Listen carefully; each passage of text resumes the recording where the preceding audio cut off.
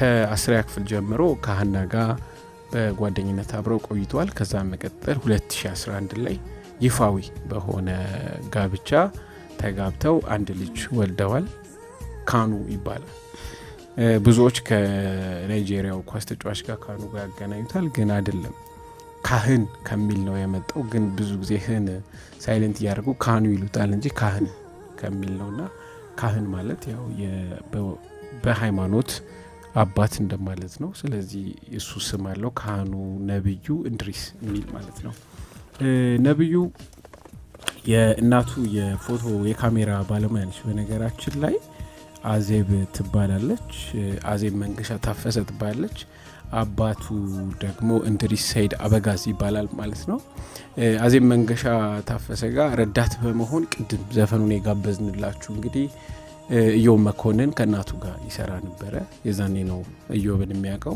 ይሄ ዘፈን ቅድም የሰማነውንም የጋበዘልና የመረጠው አንዱ ከዘፈን ምርጫዎች ውስጥ አንዱ እሱ ነው ማለት ነው። የፊልም ባለሙያ ስለሆነ ሞር ፒክቸሮቹን በጣም ያያቸዋሉ። ከሚወዳቸውና ፊልም ብሰራቸው ብሎ ከሚመኛቸው ነገሮች አንዱ እንግዲህ የእዮብ መኮንን የጠራኋችሁ የሚለው ነው ማለት ነው።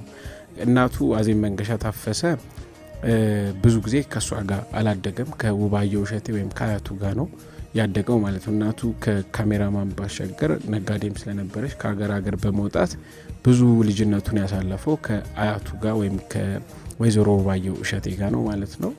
የነብዩ አባት ልጅ እያለ ነው ያረፉት አቶ እንድሪያስ ሰይድ አበጋዝ ማለት ነው።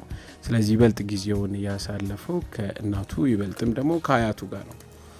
ነብዩ የህይወት አኗኗርህ ምን ይመስላል ብለነው ነበር። እንግዲህ አሁን ታዋቂና በጣም ከሚታዩና በደንብ በፊት ለማስታወቂያም ለፊልም ስራም ከሚመረጡ ወንድ ተዋናዮች መካከል ነብዩ ነውና ብዙ ጊዜ ከእንቅልፉ የሚነሳው 2 ሰዓት ላይ ነው።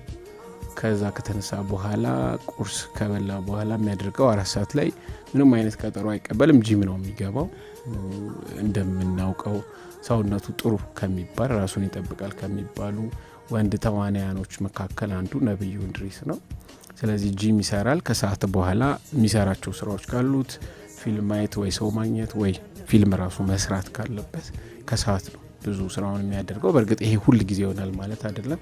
ከከተማ ሲወጣ ወይ ምናምን እነዚህ ነገሮች ላይሳኩ ይችላሉ። ግን የብዙ ጊዜ የህይወት አኗኗሩ ይሄን ይመስላል ማለት ነው።